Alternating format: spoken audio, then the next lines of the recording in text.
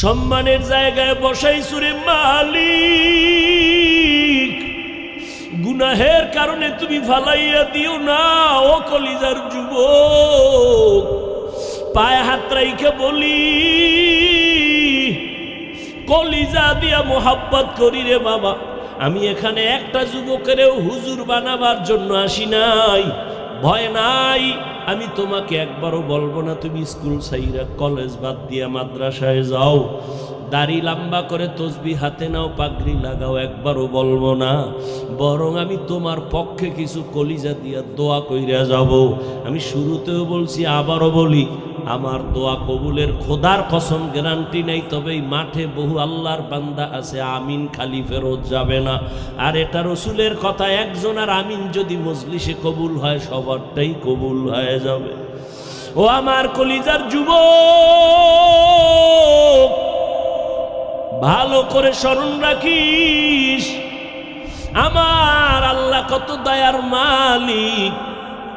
ও আল্লাহর গোলাম, ওই আল্লাহর বান্দি জীবন ভর গুনাহ করিয়া ওড়না মাথায় নিয়ে চলে।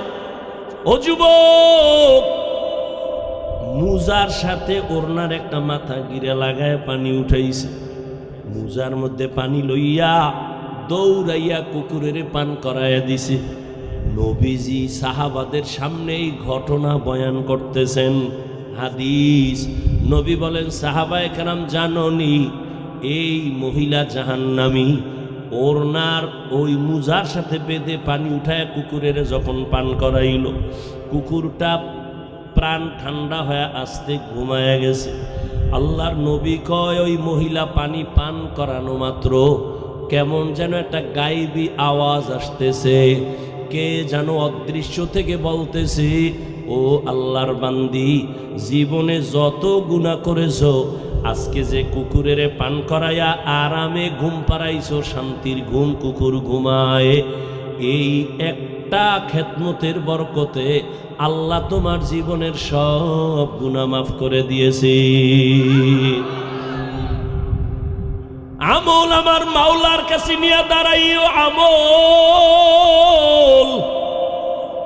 আমার আল্লাহর কাছে আমল নিয়ে দাঁড়াও রে যুবক। আজকে আমিও তো তোমার মতো একটা যুবক সন্তান, প্যান্ট শার্ট টাই লাগায় যদি দাড়ি কেটে রাস্তায় ঘুরতাম, কেউ আমারে বাধা দিত না রে বাবা। এই টুপির কারণে মাথা গরম, দাড়ির কারণে যৌবনের ভাব চলে যায়, জামার কারণে শরীর গরম, সব বুঝি, তারপরও কেন ফালাই না। কত মানুষ